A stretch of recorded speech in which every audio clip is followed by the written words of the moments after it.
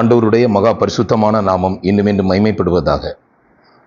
விசுவாசிகளுடைய ஆவிக்குரிய வாழ்க்கைக்கு பிரயோஜனமான சில வார்த்தைகளை உங்களோடு கூட பகிர்ந்து கொள்ள நான் விரும்புகிறேன். ஃபெய்த் இஸ் இன்விசிபிள், அதாவது விசுவாசம் என்பது யாரும் பார்க்க முடியாது. இப்போ ஒரு சகோதரனை எடுத்துக்கோங்க, இல்லை ஒரு சகோதரி எடுத்துக்கோங்க, அவங்க விசுவாசி என்று எப்படி நீங்கள் பார்ப்பீங்க? அவங்களுடைய செயல்கள். யாக்கோபு 2ஆம் அதிகாரத்தில் யாக்கோபு ஒரு கேள்வி கேட்கிறார். எல்லாருக்கும் தெரிந்த ஒரு விஷயம்தான். யாக்கோபு 2ஆம் அதிகாரத்தில் 18ஆம் வசனம். யாக்கோபு 2:18. ஒருவன் உனக்கு விசுவாசம் உண்டு, எனக்கு கிரியைகள் உண்டு. சரியா? இது ஒரு கேள்வியா கேட்கிறாரு. ஒருவன் உனக்கு விசுவாசம் இருக்கு, எனக்கு கிரியைகள் இருக்கு, கிரியைகள் இல்லாமல்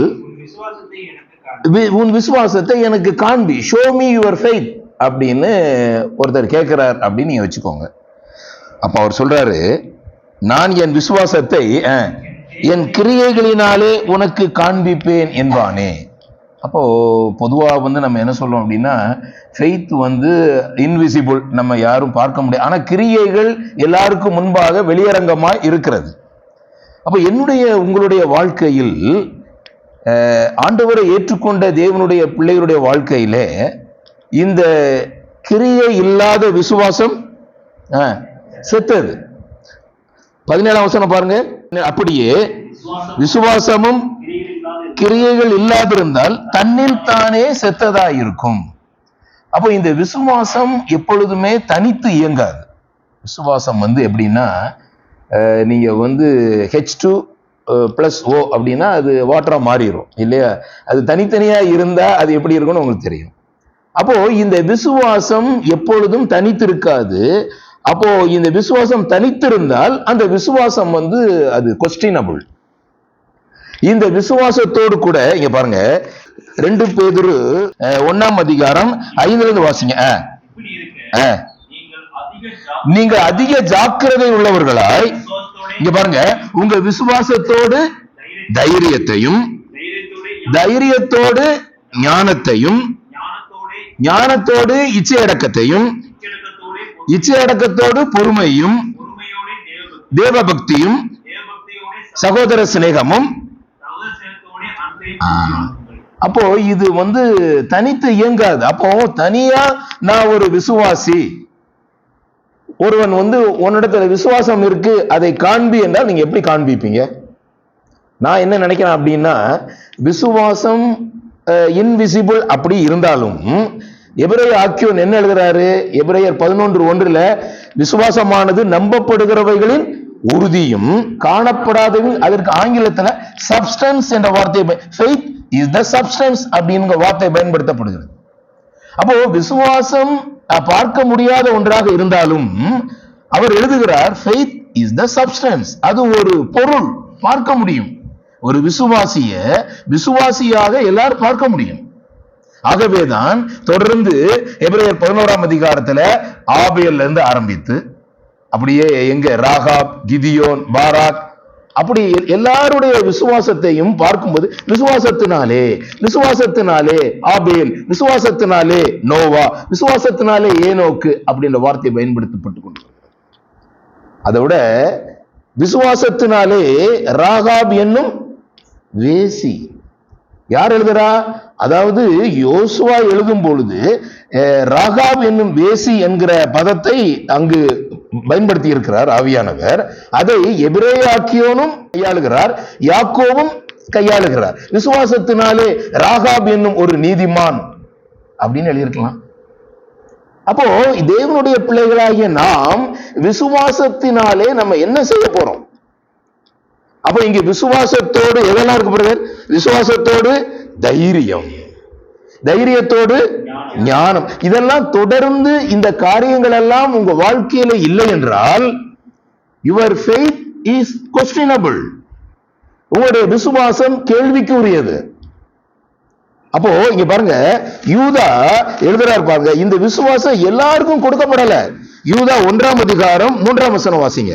யூதா 1ஆம் அதிகாரம் 3ஆம் வசனம். பிரியமானவர்களே, பொதுவான ரட்சிப்பை குறித்து உங்களுக்கு எழுதும்படி நான் மிகவும் கருத்துள்ளவனாய் இருக்கையில் பரிசுத்தவான்களுக்கு ஒரு விசை ஒப்பு கொடுக்கப்பட்ட விசுவாசம், the faith delivered unto you. நீ உங்களை ஆண்டவர் பரிசுத்தவான்கள் என்று எழுதுகிறார். அப்போ பரிசுத்தவான்களுக்கு ஒரு விசை ஒப்பு கொடுக்கப்பட்ட விசுவாசம். இந்த விசுவாசம் நீங்களா தெரிந்து கொள்ளல.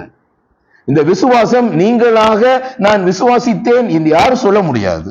ஏனென்றால் அப்போஸ்தலர் 3ஆம் அதிகாரத்துல நீங்கள், அதாவது உங்களுக்கு அருளின விசுவாசம்.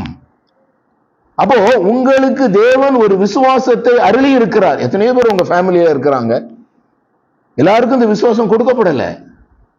அப்போ இந்த விசுவாசம் ஒரு நற்பொருள். இந்த விசுவாசம் தேவன் உங்களுக்கு கொடுத்திருக்கிற ஒரு மிகப்பெரிய ஒரு தேவனுடைய தீர்மானத்தின்படி அழைக்கப்பட்டவர்கள் என்று வேதம் சொல்லுது. அப்போ இங்க பாருங்க, யூதா 1ல பரிசுத்தவான்களுக்கு ஒரு விசை ஒப்பு கொடுக்கப்பட்ட விசுவாசம், ஒன்ஸ் டெலிவர்டு. அப்போ இந்த விசுவாசம் உங்களுடைய வாழ்க்கையிலே என்ன விதமான தொடர் செயல்களை செய்து கொண்டு வருகிறது? விசுவாசத்தோடு தைரியத்தை பாருங்க, அங்க என்ன வாசிக்கிறோம் பாருங்க, பரிசுத்தவான்களுக்கு ஒரு விசை ஒப்பு கொடுக்கப்பட்ட விசுவாசத்திற்காக நீங்கள் தைரியமாய் போராட வேண்டியது என்று உங்களுக்கு எழுதி உணர்த்துவது எங்களுக்கு அவசியமாக காணப்பட்டது. கர்த்தத்துவத்தை மறுதலிக்கிறவர்கள் இன்றைக்கு இருக்கிறாங்க.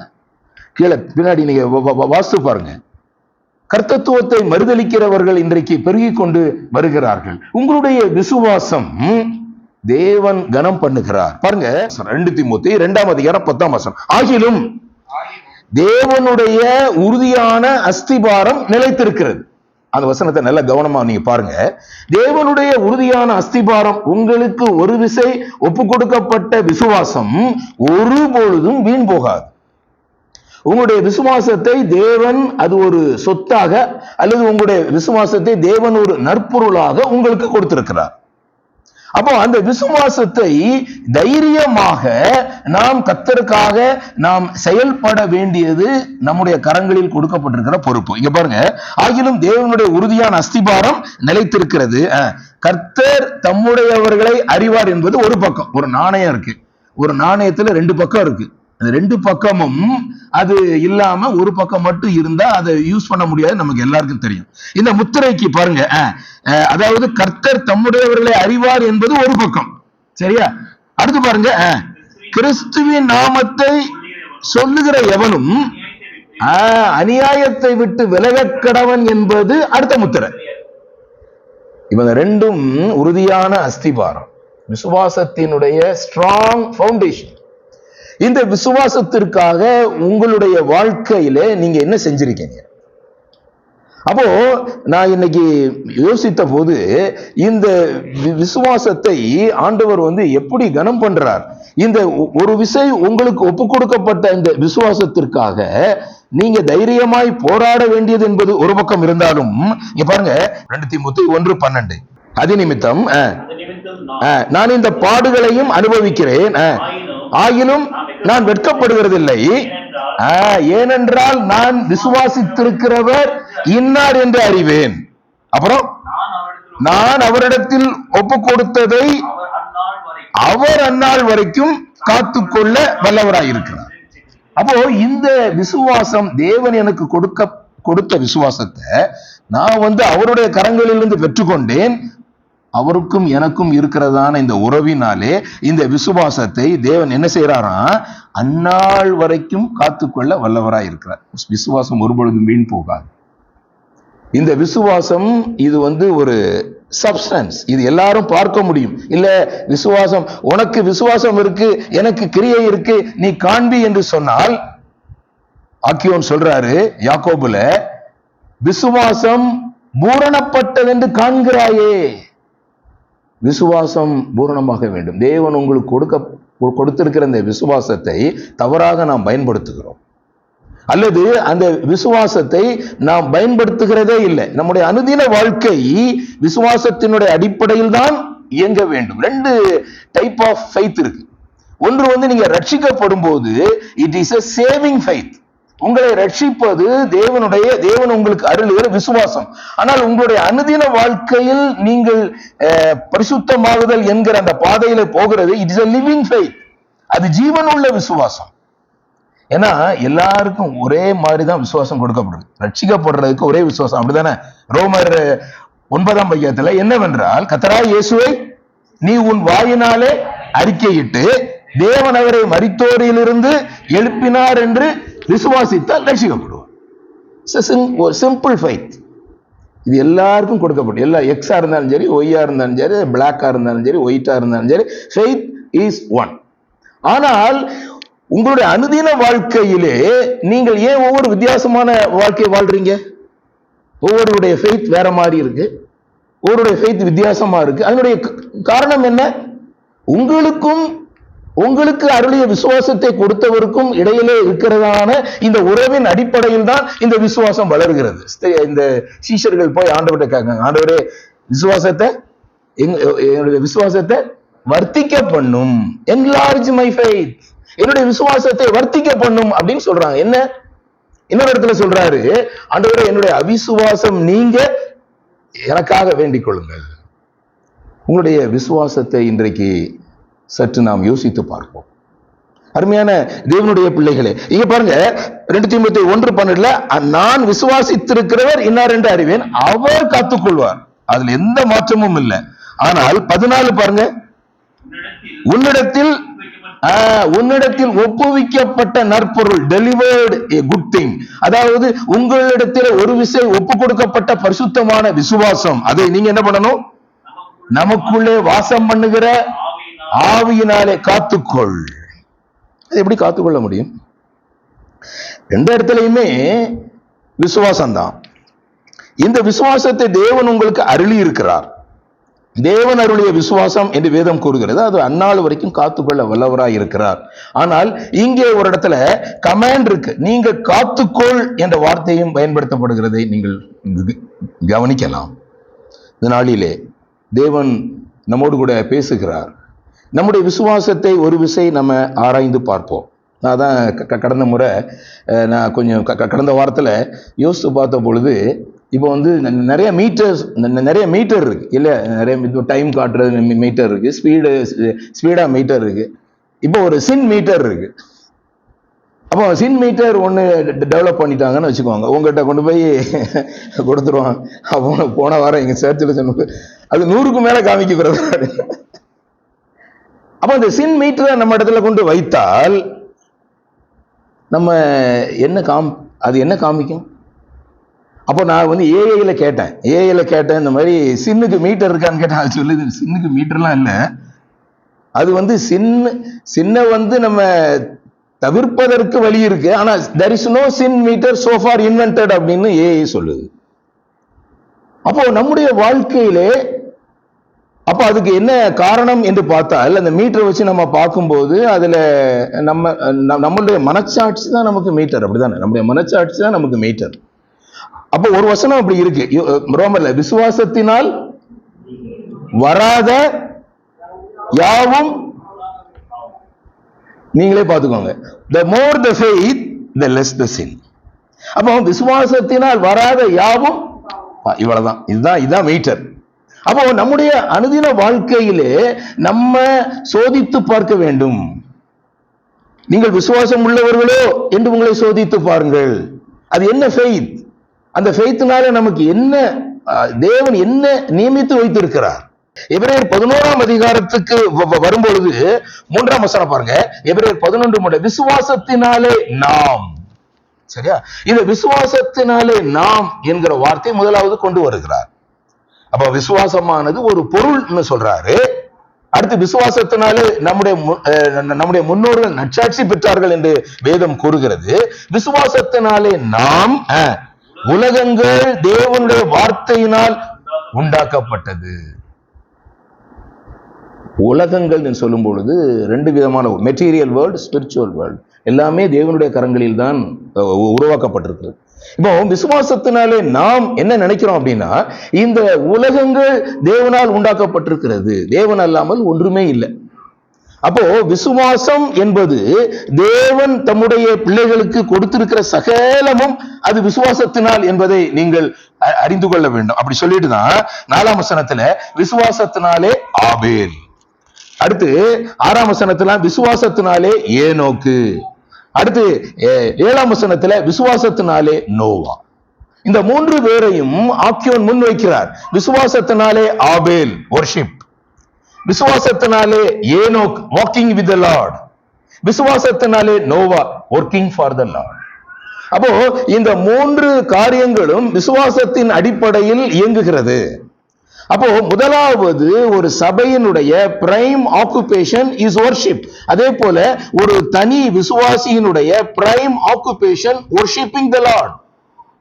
கர்த்தருடைய பிள்ளைகள் கர்த்தரை தனிப்பட்ட நிலையில் ஆராதிக்க வேண்டும். இது ஒரு கார்பரேட் வொர்ஷிப். இன்னைக்கு காலைல 8:30 எல்லாரும் அவசர அவசரமா ஓடிறாங்க. எப்படியாவது நம்ம அட்டெண்டன்ஸ் போட்டுறணும், எப்படியாவது இங்க வந்துடணும், டைமுக்கு வந்துடணும், கர்த்தரை ஆராதித்தரணும் எல்லாரோடு கூட சேர்ந்து. உண்மைதான், இல்லை என்று சொல்லல. 3 காரியங்கள் சகோதர சபையினுடைய ஆராதனையில் இருக்கிறது. ஒன்று மீட்டிங் டுகெதர், கூடி வருதல். உங்களுடைய கூடி வருதல் என்று திரும்ப திரும்ப படிக்கிறோம். 2வது பிரேக்கிங் ஆஃப் பிரெட், நாம் அப்பம் பிட்டு கர்த்தரை ஆராதிக்கிறோம். 3வது நாம் நம்முடைய இருதயத்தில் உள்ள நன்றியறிதல்களை நாம் தெரிவிக்கிறோம். அப்போ இந்த 3ம் ஒருவேளை உங்களுடைய தனிப்பட்ட ஆராதனையில் இல்லாமல் இருக்கலாம். அப்பம் பிட்குதல் என்பது இல்லாமல் இருக்கலாம், அது கார்பரேட் வொர்ஷிப்ல இருக்கு. அப்போ உங்களுடைய தனிப்பட்ட ஆராதனை நாம் கர்த்தரிடத்திலே நன்றியறிதல் உள்ளவர்களாக நாம் இருக்கிறோம். அப்போ இந்த ஆபேல் விசுவாசத்தினாலே காயினுடைய பலியிலும் மேன்மையான பலியை செலுத்தினான். கர்த்தர் ஆபேலையும் அவனுடைய காணிக்கையும் அங்கீகரித்தார். இதுல காணிக்கை முக்கியம் இல்லை, இங்கே the person is important. அப்போ இங்க காயினையும் அவனுடைய காணிக்கையும் கர்த்தர் அங்கீகரிக்கவில்லை. தேவனுடைய தீர்மானம் யோசிச்சு பாருங்க. அப்போ பிள்ளைகள் இன்னும் பிறவாமலும் நல்வினை தீவினை இன்னும் அறியாமலும் இருக்கும் போது the sovereign God, அதாவது சர்வ வல்லமையுள்ள தேவன் யாரை சிநேகித்தாரு? யாக்கோபை சிநேகித்தார், ஏசாவை வெறுத்தார். பிள்ளைகளேன்னு பிறக்கல. அப்ப பிள்ளைகள் பிறவாமலும் நல்வினை தீவினை அறியாமலும் இருக்கும் போதே தேவனுடைய சாவரனிட்டி, நீங்கெல்லாம் தேவனுடைய சாவரனிட்டிக்குள்ள இருக்கிறீங்க. உங்களுடைய குடும்பத்துல எத்தனையோ பேர் ஆண்டவரை வெறுக்கிறார். ஆண்டவர் தேவன் யாரையும் தள்ளி விடுகிறவர் அல்ல, ரெப்ரோபேட்ஸ் என்று சொல்றாங்க. தேவன் யாரையும் தள்ளி விடுகிறவர் அல்ல. தேவன் எல்லாரையும் நேசிக்கிறார், தேவன் எல்லாரையும் சேர்த்துக் கொள்கிறார், எல்லாருக்கும் விசுவாசத்தையும் அருளுகிறார். ஆனால் இங்கே விசுவாசத்தினாலே ஏனோக்கு தேவனோடு நடந்தான். 2வது முக்கியமான ஆக்குபேஷன். முதலாவது வொர்ஷிப், 2வது ஆக்குபேஷன் வாக்கிங் வித் காட். உங்களுடைய பர்சனல் லைஃப் ஆண்டவரோடு கூட இல்லை என்றால் உங்களுடைய வாழ்க்கையிலே நீங்க எந்த ஒரு காரியத்தையும் நீங்க சாதிக்க முடியாது. ஆவிக்குரிய சாதனை இந்த நாட்கள்ல உங்களால பண்ண முடியாது. நீங்கள் ஆண்டவரோடு கூட நடக்கும் பொழுது அநேக இன்டிமசி, அநேக நெருக்கங்களை நீங்கள் உணர்வீர்கள். தேவனோடு நெருங்குகிற ஸ்லாக்கியத்தை நீங்கள் பெற்றுக்கொள்ளுங்கள். விசுவாசத்தினாலே ஏனோக்கு, அதுல நான் கூட கடந்த நாட்களில் சொல்லும் பொழுது யோக்கிங் வித் காட், அதாவது ஒரு நுகம் அங்கு வைக்கப்பட்டிருக்கிறது. அந்த நுகத்துல ஒரு பக்கம் கர்த்தராகிய இயேசு கிறிஸ்து இருக்கிறார், இன்னொரு பக்கம் நீங்கள் இருக்கிறீர்கள். அப்போ ஆண்டவர் சொன்னார் மத்தேயு 11:28, வருத்தப்பட்டு பாரம் சுமக்கிறவர்களே நீங்கள் எல்லாரும் என்னிடத்தில் வாருங்கள், நான் உங்களுக்கு இந்த இளைப்பாறுதல் இலவசம். அது எல்லாருக்கும் இன்னைக்கு இருக்குது. இது என்னன்னா சால்வேஷன் ரெஸ்ட் அப்படின்னு சொல்லுவாங்க, அதாவது ரட்சிப்பின் இளைப்பாறுதல். ஆனால் என்னுடைய நுகத்தை நீங்கள் ஏற்றுக்கொண்டு என்னிடத்தில் கற்றுக்கொள்ளுங்கள், learn unto me, அப்பொழுது you will get rest. இந்த இளைப்பாறுதல் நாம பெற்றுக்கொள்கிறோம், அது ஆண்டவரிடம் தராரு. இருந்தாலும் நீங்க நுகத்தை ஏற்றுக்கொண்டு என்னிடத்துல கற்றுக்கொள்ளுங்கள், அப்பொழுது உங்கள் ஆத்துமாக்களுக்கு இளைப்பாறுதல் கிடைக்கும் என்று சொல்றார். யோக்கிங் டுகெதர், ஆண்டவரோடு கூட நாம் அந்நிய நுகத்துல நிறைய பேர் இணைக்கப்படுறோம். பாருங்க 2 கொரிந்தியர் 6:14 பாருங்க. 2 கொரிந்தியர் 6:14 அந்நிய நுகத்திலே அவிசுவாசிகளுடன் பிணைக்கப்படாதிருப்பீர்களாக. நம்முடைய வாழ்க்கையிலே அநேக நிலைகளில் நாம் அந்நிய நுகத்தோடு இணைக்கப்படுகிறோம். மேரேஜ்ல நிறைய பேர் இணைக்கப்படுறாங்க. இந்த நாட்கள்ல நம்ம நிறைய காரியங்கள் நம்ம கண்ட்ரோல் பண்ண முடியாத சூழ்நிலையில் இருக்கிறதையெல்லாம் நம்ம பார்க்கிறோம். அப்போ நாங்க இல்ல எப்படியாவது சரி பண்ணிடுவோம் அப்படிலாம் சொல்லி நம்முடைய பிள்ளைகள் அநேக காரியங்களை செய்கிறதெல்லாம் நம்ம பார்க்கிறோம். அதுல கண்டிப்பாக தேவனுடைய இந்த வார்த்தைக்கு மீறி சில காரியங்கள் நாம் செய்யும் பொழுது நாம் தான் தொற்று போகிறோம்.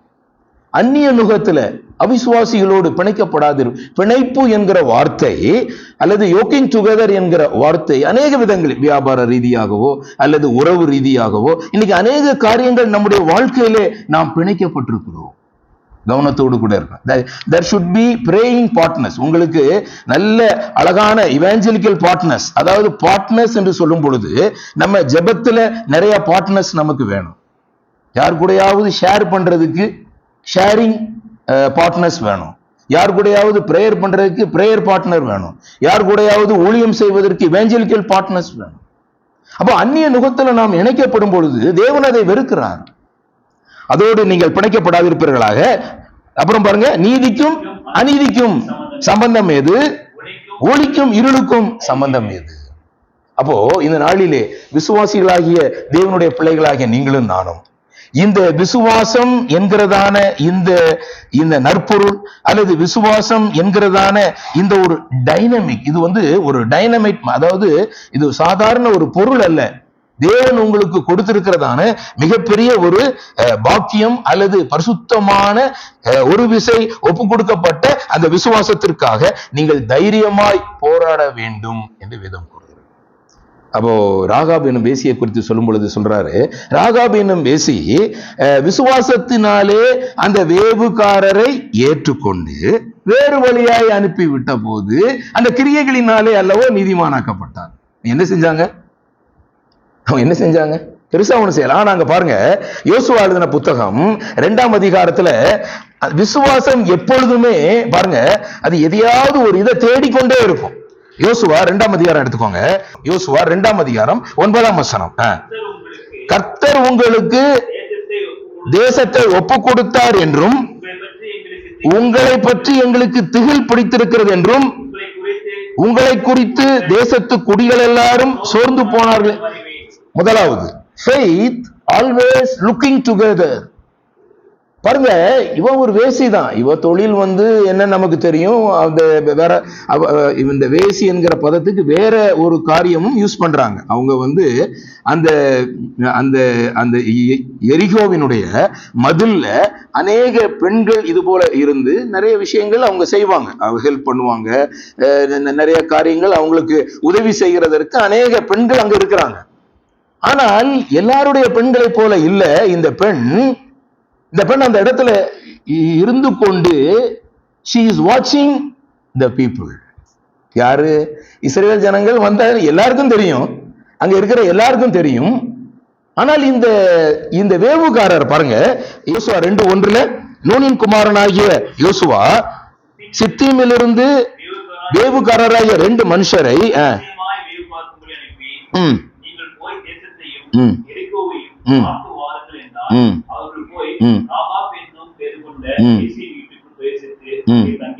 பாருங்க இங்க.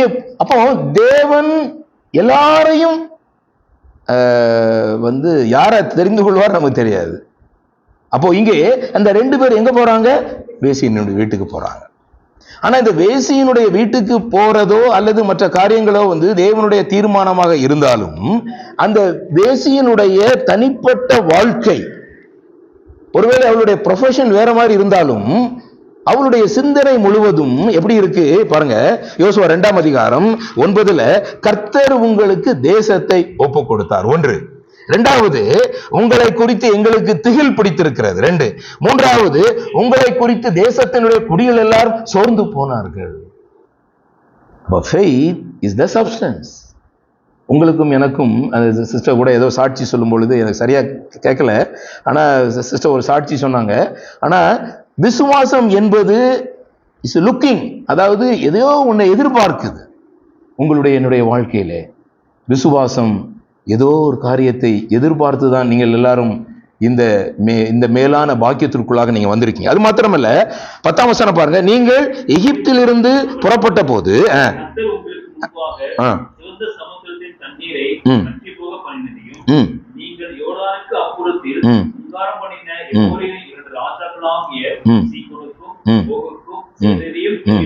கேள்விப்பட்ட போது எங்கள் இருதயம் கரைந்து போயிற்று, எல்லாருடைய தைரியமும் அற்று போயிட்டு சொல்லிட்டு ஒரு வேர்ட் சொல்றாரு பாருங்க.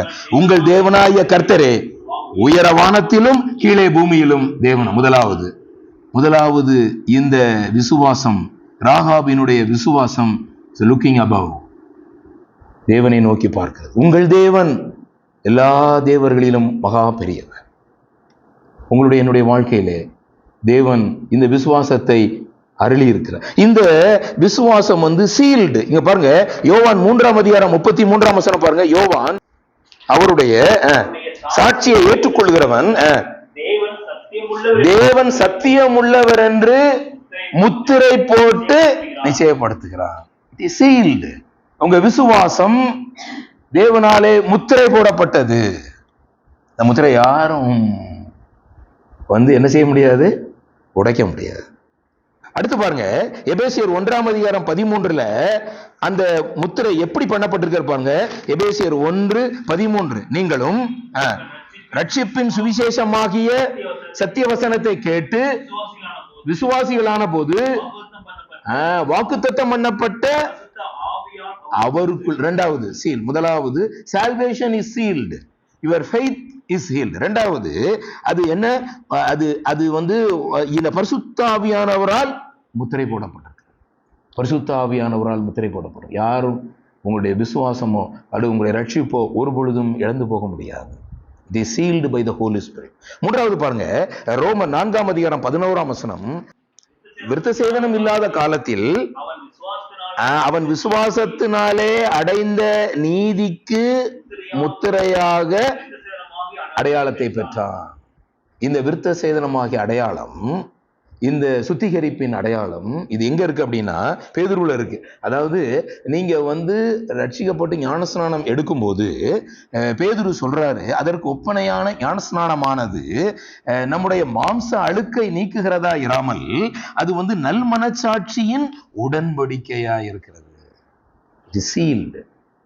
எப்பவுமே நான் அப்படிதான் சொல்லுவேன். எப்பவுமே வெறுமனையா சுவிசேஷம் மட்டும் யாருக்கும் சொல்லக்கூடாது.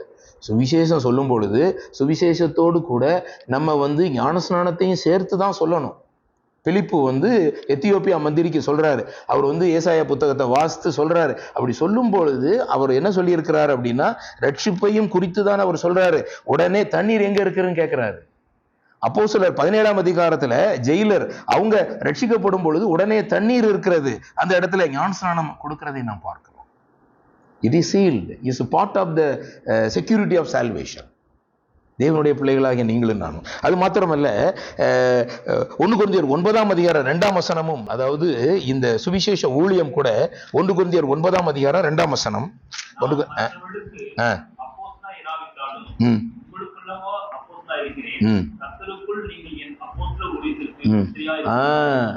நான்கு விதமான சீல்ஸ் நம்ம பார்ப்போம். The seal of salvation, the seal of the Holy Spirit, seal of the baptism and the seal of servantship. கர்த்தருடைய பிள்ளைகளாகிய நீங்களும் நானும் இந்த விசுவாசத்தினாலே நாம் எவ்வளவு மேன்மையை நாம் பெற்றிருக்கிறோம். இந்த ராகாபினுடைய விசுவாசத்தினுடைய முதல் காரியம் நான் உங்கள்கிட்ட சொல்லிட்டேன். அப்போ faith always looking up. சரியா? ரெண்டாவது பாருங்க, அவர் என்ன சொல்றாரு பாருங்க, 12ஆம் வசனம், யோசுவா 2:12-13. இப்போதும் நான் உங்களுக்கு தயவு செய்தபடியால் என் தகப்பன் குடும்பத்துக்கு எனக்கு ஆணையிடுங்கள். இரண்டாவது, faith always looking for some demand. faith சும்மாவே நானும் ரட்சிக்கப்பட்டேன் அப்படின்னு சொல்லிட்டு இருக்கிறதுல எந்த விதமான பிரயோஜனமும் இல்லை. அப்போ இந்த faith என்ன செய்யுது? It demands. என்ன டிமாண்ட் கொடுக்குது பாருங்க, நீங்கள் என் தகப்பனையும் என்னெல்லாம் சொல்றாரு பாருங்க, நீங்கள் என் தகப்பனையும் என் தாயையும் என் சகோதரரையும் சகோதரிகளையும் அவருக்கு உண்டான எல்லாவற்றையும் உயிரோடு காக்கணும். எங்களுடைய ஜீவனை சாவுக்கு தப்புவிக்கணும். நீ ஒரு அடையாளத்தை கொடுங்க, ஒரு அடையாளத்தை கொடுங்க. Faith is the substance. தேவன் உங்களுக்கு கொடுத்திருக்கிற இந்த விசுவாசம் ஒரு அடையாளத்தை கேட்கிறது. அப்போ இந்த அடையாளத்தை கேட்கும் பொழுது அது பின்னாடியே நமக்கு தெரியும். அங்க அங்க அங்க அந்த மனுஷர் என்ன சொல்றாரு பாருங்க, 17ஆம் வசனம். அப்பொழுது அந்த மனுஷர், அவங்க வந்தவங்க யாரு, அந்த வேவுகாரர் 2 பேர் வந்தவங்க, இதோ நாங்கள் தேசத்துக்குள் பிரவேசிக்கும் போது நீ இந்த சிவப்பு நூல் கயிற்றை எங்களை இறக்கி விட்ட அந்த ஜன்னல்ல கெட்டுங்க. அது என்ன ஃபெய்த்? ஒரு ஒரு ஒரு நூலை அதுல கெட்டி போடு, அவ்வளவுதான். இதுதான் ஃபெய்த். ஃபெய்த் விசுவாசம் நீங்க ரொம்ப சிம்பிளான விஷயம்தான். நீங்க ஆண்டவருக்காக என்ன செய்றீங்க, உங்களுடைய ஜீவன் தப்ப என்ன செய்றீங்க, அல்லது அநேகருடைய ஜீவன் தப்ப நீங்க என்ன செய்றீங்க. 2 விஷயங்கள் ஆண்டவர் உங்களுக்காக உங்களுக்கு விசுவாசத்தை கொடுத்ததனுடைய 2 நோக்கம். நீங்க விசுவாசம் உள்ளவர்களா வாழணும், அநேகரை விசுவாசத்துக்கு உள்ள கொண்டு வரணும். நீங்கள் பரிசுத்தம் உள்ளவர்களாக மாறணும், அநேகரை பரிசுத்தவான்களாக மாற்றணும். கர்த்தருடைய சபையினுடைய பொறுப்பான தேவனுடைய பிள்ளைகளுக்கு ஆண்டவர் நிறைய பொறுப்புகள் தந்திருக்கிறார். அதில் ஒன்று, நீங்க நிறைய பேரை கர்த்தருக்கு ஆதாயம் பண்ணணும். இருக்கிறவங்களை நம்ம என்ன பண்ணணும், கர்த்தருக்குள் திடப்படுத்தணும். எஸ்டாப்ளிஷ்மெண்ட், திடப்படுத்துகிற ஊழியம் அது ரொம்ப கஷ்டமான ஊழியம். ஒவ்வொருவரையும் கிறிஸ்துவுக்குள் திடப்படுத்த வேண்டும் என்று தேவன் விரும்புகிறார். ஆண்டவருடைய பணி என்பது ரொம்ப ஆச்சரியமானது. மோசே, ஆரோன் இவர்களுடைய பணியெல்லாம் நீங்க பார்க்கும்போது ஆச்சரியமா இருக்கும். அப்போ மோசே ஒவ்வொரு முறையும் கர்த்தருடைய சமூகத்துல போய், ஆண்டவரே இந்த ஜனங்களுக்கு நான் என்ன செய்யணும், என்ன சொல்லணும்னு மேல போய் கேட்பான். கேட்டுட்டு அங்க நீங்க நல்லா பாருங்க, கர்த்தர் மோசையை நோக்கி அப்படின்னு ஒரு வசனம் இருக்கும். உடனே அவன் போய் மேல போய் கேட்பான். நீங்க கர்த்தருடைய பிள்ளைகள், கர்த்தருடைய சபைக்கு நீங்க கர்த்தருடைய பாதத்தில் அமர்ந்து என்ன வேணும் என்ன கேட்டுட்டு நீங்க கர்த்தருடைய பிள்ளைகள் கொடுக்கணும். அதுக்கப்புறம் நீங்க பாருங்க, அப்புறம் கொஞ்ச நேரம் ஒரு 10 வசனம் கழிச்சு மோசே ஜனங்களை நோக்கி. அப்போ இங்க ஜனங்கள்கிட்ட சொன்னது முடிஞ்சது, எல்லாம் முடிஞ்சு போனதுக்கு அப்புறம் என்ன சொல்லணும் அப்படின்னு நினைச்சா மறுபடியும் கர்த்தர் மோசேயை நோக்கி. அதே போல ஆரோனுடைய வாழ்க்கையிலையும் நீங்க நிறைய காரியங்களை நீங்கள் கற்றுக்கொள்ள முடியும். என்னுடைய வாழ்க்கையில விசுவாசத்தினுடைய மகத்துவத்தை நீங்கள் அறிந்து இந்த விசுவாசத்திற்கு ஏற்றபடி உங்களுடைய வாழ்க்கையை நீங்கள் தொடர வேண்டியவர்களாக இருக்கும். ஒரே ஒரு காரியத்தை மட்டும் நம்ம சொல்லி நிறைவு செய்யலாம். கலாத்தியர்கள் எழுதின நிருபம் 6ஆம் அதிகாரம் 17ஆம் வசனம் பாருங்க. இனி ஒருவனும் எனக்கு வருத்தம் உண்டாக்காதிருப்பானாக, கர்த்தராகிய இயேசு கிறிஸ்துவினுடைய அச்சடையாளங்களை என்னுடைய சரீரத்தில் தரித்துக் கொண்டு. விசுவாசிகள், அதாவது ஃபெய்த் இஸ் இன்விசிபிள்னு சொன்னேன். ஆனா இங்க என்ன நம்ம இங்க என்ன பார்க்கிறோம் சொல்லுங்க, கர்த்தராகிய இயேசுவினுடைய அச்சடையாளங்கள். அது என்ன அச்சடையாளங்கள்? நல்ல ஷர்ட் போட்டிருக்கோம், நல்ல பேண்ட் ஷர்ட் போட்டிருக்கோம், அல்ல என்ன அச்சு அடையாளங்கள்? அவருடைய சாயல் வேற, சாயலை தரித்து கொண்டிருக்கிறோம் பாருங்க. அதாவது கலாத்தியர் 3:27 பாருங்க. கலாத்தியர் 3:27, ஏனெனில் உங்களில் கிறிஸ்துவுக்குள்ளாக ஞானஸ்நானம் பெற்றவர்கள் எத்தனை பேரோ we clothe himself, அவரையே நம்ம தரித்து கொண்டிருக்கிறோம், கிறிஸ்துவையே தரித்து கொண்டிருக்கிறோம். சாத்தியமா? விசுவாசிகளாகிய நீங்களும் நானும் கிறிஸ்துவையே தரித்து கொண்டிருக்கிறோம், கிறிஸ்துவையே தரித்து கொண்டிருக்கிறோம். கொலோசியர் 3ஆம் அதிகாரம் 10ஆம் வசனத்துல, சிருஷ்டித்தவருடைய சாயலுக்கு ஒப்பாய் பூரண அறிவு அடையும்படி புதிதாக்கப்பட்ட புதிய மனுஷனை தரித்துக் கொண்டிருக்கிறோம். புதிய மனுஷனை தரித்துக் கொண்டிருக்கிறோம். ஒருவன் கிறிஸ்துவுக்குள் இருந்தால் புது சிருஷ்டியா இருக்கிறான். அது மட்டும் நமக்கு வராது. ஒருவன் கிறிஸ்துவுக்குள் இருந்தால் புது சிருஷ்டியா இருக்கிறான், பழையவர்கள் ஒளிந்து போயின எல்லாம் புதியதான. அதுக்கு அடுத்த வசனம் சேர்த்து படிக்கணும் நீங்க. இவையெல்லாம்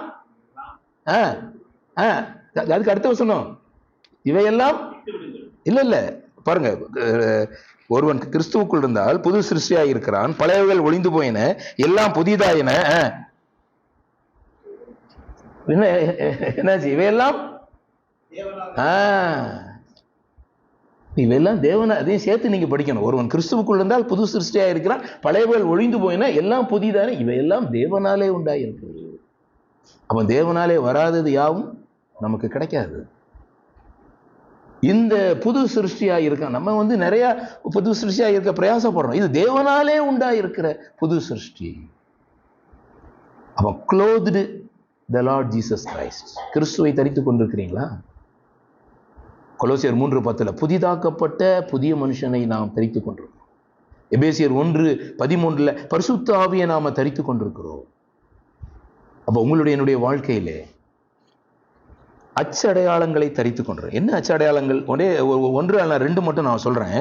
பாருங்க, அந்த கலாத்தியருக்கு எழுதின நிருபம் 6ஆம் அதிகாரத்துல நீங்க நிறைய காரியங்கள் நீங்க கற்றுக்கொள்ளலாம். அதுல என்ன சொல்றாரு பாருங்க, கர்த்தராகிய இயேசுவினுடைய அச்சடையாளங்களை நான் தரித்துக் கொண்டிருக்கிறேன். ஒன்று கலாத்தியர் 5:22-23 ஆவியின் கனி. ஒன்று, you should be clothed with the fruit of spirit. முதலாவது, இந்த விசுவாசிகளாகிய நீங்களும் நானும் நாம் தரித்துக் கொண்டிருக்கிற இந்த அச்சடையாளங்கள்ல முதல் அச்சடையாளங்கள் அங்க என்னெல்லாம் இருக்கு பிரதர்? ஆவியினுடைய கனிகளா? அது ஆவியினுடைய கனிகளா? ஆவியினுடைய கனி. It's a single fruit. அப்போ இந்த ஒரே ஆவியினுடைய கனி, அதை முதலாவது நாம் தரித்துக் கொள்ள வேண்டும். சரியா? முதலாவது. இரண்டாவது பாருங்க, கலாத்தியர் 6:1 சாந்தமுள்ள ஆவி, the spirit of meekness. அப்போ நம்ம பார்க்குறவங்க இப்போலாம் நீங்க நல்லா பார்த்தீங்கன்னா நிறைய பேர் வந்து கையில் என்னெல்லாமோ இப்போ போடுறாங்கன்னா, இந்த கையில் என்னெல்லாமோ ஒன்று இல்லை டேட்டூ இப்போ பயங்கரமாக அங்கங்கே போட்டுட்டு வராங்க. சிலவங்க வந்து நீங்கள் இந்த பிலிப்பைன்ஸ் அங்கெல்லாம் நீங்கள் போனீங்கன்னா ஆண்டவருடைய இதெல்லாம் தரித்து இருப்பாங்க. இதில் நீங்கள் பார்த்தீங்கன்னா இயேசு கிறிஸ்துவை இப்போ வந்து அச்சடையாளங்களை தரித்து கொண்டிருப்பாங்க. அது வேணுமா நமக்கு? நம்முடைய அச்சடையாளங்களை நாம் தரித்து கொண்டிருக்கிறோம். முதலாவது கிளஸ்டர் ஆஃப் ஃப்ரூட். முதல்ல. இரண்டாவது ஸ்பிரிட் ஆஃப் மீக்னஸ். கலாத்தியர் 6 வாசிங்க பிரதர். சகோதரரே, ஒருவன் யாதொரு குற்றத்தில் அகப்பட்டால் ஆவிக்குரியவர்களாகிய நீங்கள். இரண்டாவது இந்த ஸ்பிரிட் ஆஃப் மீக்னஸ். யாராவது பலவீனப்பட்டால், சபை என்பது ஒரு ஃபேமிலி. அதுல ஒருவருடைய வாழ்க்கையிலே ஒருவருடைய ஜீவியத்துல கஷ்டங்கள் வரும்பொழுது, குற்றம் வரும்பொழுது, இவங்க வந்து சாந்தமுள்ள ஆவியோடு, ஒரு பெருமையினுடைய ஆவி அல்ல, இல்லது நீதியின் ஆவி அல்ல, அல்லது இந்த ஸ்பிரிட் ஆஃப் ரைச்சுவஸ்னஸ் இல்ல, தேவன் அவர்களை எப்படி அணுகுகிறார்களோ அதே போல நாம் அணுக வேண்டும். The spirit of meekness. ரெண்டாவது. மூணாவது பாருங்க, 3, 4, 5 அதுல நம்ம எல்லாருக்கும் தெரியும். ஒருவன் தான் ஒன்றும் இல்லாதவனாயிருந்தும் தன்னை ஒரு பொருட்டென்று எண்ணினா நான் வஞ்சிக்கிறேன், நான் என்னை ஒரு சுயமான ஒரு நீதியாகவோ அல்லது நான் என்னை மற்றவர்களை கூட நான் மேன்மையானவனாக நான் எண்ணுகிறது இல்லை. பவுல் அப்படிதான் சொல்றாரு. என்ன அப்படிதானே பவுலுடைய வாழ்க்கையில சொல்லும் பொழுது அவர் சொல்றாரு, அவனவன் தன் தன் சுயக்கிரியை சோதித்து பார்க்க கடவுள். மூன்றாவது இந்த அச்சடையாளங்கள். நான் வந்து என்னைய ஒவ்வொரு நாளும் சோதித்து பார்க்கணும், என்னை சோதித்து பார்க்கணும். என்னிடத்துல என்ன குற்றம் இருக்கு, என்னிடத்துல என்ன குற்றம் இருக்கு, நான் எதுல தவறுனேன். அப்படி பார்க்கும் பொழுது அப்பொழுது மற்றவனை பார்க்கும் போது அல்ல, தன்னையே பார்க்கும் போது அப்படின்னு சொல்லிட்டு அவனவன் தன் தன் பாரத்தை சுயம் அளிக்கப்பட வேண்டும். மூன்றாவது, willingness to share the burden of others. ஆண்டவரும் தனக்கென வாழாமல் பிறருக்கென்றே வாழ்ந்தார் என்று வேதம் கூறுகிறது. அப்போ மூன்றாவது அச்சடையாளங்கள் செல்ஃப் குறையணும். என்னுடைய வாழ்க்கையில செல்ஃபிஷ்னஸ் போக வேண்டும். எனக்கு அனைவருடைய வாழ்க்கையில தங்களுடைய காரியங்கள் எல்லாம் முடிந்து மீதி இருந்தால் மற்றவர்களுக்கு. ஆனால் வேதம் அப்படி சொல்லல, சுயம் அளிக்கப்படுங்க. நான்காவதாக கலாத்தியர் 6ஆம் அதிகாரம் 7ஆம் வசனம். கலாத்தியர் 6 மோசம் போகாதிருங்கள், தேவன் தம்மை பரியாசம் பண்ண விட்டார், மனுஷன் எதை விதைக்கிறானோ அதை அறுப்பான். நான்காவதாக நம்முடைய வாழ்க்கையிலே நாம் பெற்றிருக்கிற அச்சடையாளங்களில் ஒன்று, நான் எதை விதைக்கிறேனோ அதை அறுக்கிறேன் என்பதை மற்றவர்கள் அறிந்து கொள்கிறார்கள். என்னுடைய அச்சடையாளங்கள், என்னுடைய மற்றவர்களுக்கு முன்பாக நான் என்னை மேன்மை பாராட்டுகிறேன் என்பதை, எதை விதைக்கிறானோ அதையே அறுக்கிறேன் என்பதை நாம் பார்க்கிறோம். அதே போல கலாத்தியர் 6ஆம் அதிகாரம் 10ஆம் வசனத்துல நன்மை செய்ய கடவோம், விசுவாச குடும்பத்தாருக்கு நன்மை செய்ய கடவோம் என்று சொல்லி 5வது அச்சடையாளங்களை நம்ம பார்க்கிறோம். அதுபோல 14வது வசனத்துல நானும் உலகத்துக்கு சிலுவையில் அறையுண்டிருக்கிறேன். அதாவது 7 விதமான அச்சடையாளங்கள், மார்க்ஸ். அப்போ 7வது மார்க், இது வந்து அழிக்க முடியாத ஒரு அச்சடையாளங்கள். 7வது என்ன? உலகத்தை விட்டு பிரிந்திருத்தல். அது வாசிங்க பிரதர். நானோ நம்முடைய கர்த்தராகிய சிலுவை குறித்து அல்லாமல் வேறொன்றையும் குறித்து மேன்மை பாராட்ட மாட்டேன். அவரால் உலகம் எனக்கு சிலுவையில் நானும் உலகத்துக்கு சிலுவை அறிக்கை சொல்லிட்டு 15ஆம் வசனத்துல கிறிஸ்து இயேசுவுக்குள் விருத்த சேதனமும் இல்லை, விருத்த சேதனம் புது சிருஷ்டியே காரணம் அப்படி சொல்லிட்டு இந்த பிரமாணத்தின்படி நடக்கிறோம். இது ஒரு பிரமாணம், இது ஒரு லா. அதனால ஆண்டவர் தாமே இந்த நாளிலே இந்த விசுவாசத்தினுடைய மேன்மையை நாம் உணர்ந்தவர்களாக, விசுவாசம் ஒரு சப்ஸ்டன்ஸ், இது ஒரு பொருள், இது மற்றவர்கள் எல்லாரும் காணக்கூடியது. எப்படி காண முடியும்? உங்களுடைய அச்சடையாளங்கள். எனக்கு கொடுக்கப்பட்டிருக்கிற முத்திரை, அது என்ன முத்திரை? முதலாவது ரட்சிப்பின் முத்திரை, இரண்டாவதாக ஆவியானவருடைய முத்திரை, மூன்றாவதாக அந்த ஞானஸ்நானத்தின் மூலமாக கிடைக்கப்பட்ட முத்திரை, நான்காவதாக என்னுடைய ஊழியமே அநேகருக்கு முத்திரையாக இருக்கிறது. அதே வேளையிலே அநேகர் என்னை பார்க்கும் பொழுது 7 விதமான அச்சடையாளர்கள், ஆவியின் கனியிலிருந்து ஆரம்பித்து உலகம் எனக்கு சிலுவையில் அறையொன்றிருக்கிறது. இந்த அச்சடையாளங்களை நாம் தரித்துக் கொள்ளும் பொழுது அங்க என்ன, இந்த பிரமாணத்தின்படி நடக்கிறவர்கள் எவர்களோ என்று வாசம். தேவன் தாமே இந்த சிந்தைகளை நமக்கு ஆசீர்வதிப்பாராக. வாய்ப்பு கொடுத்த தேவனுடைய பிள்ளைகளுக்கு என்னுடைய நன்றியை நான் தெரிவித்துக் கொள்கிறேன். அவருடைய நாமம் தொடர்ந்து மகிமைப்படுவதாக. ஆமென்.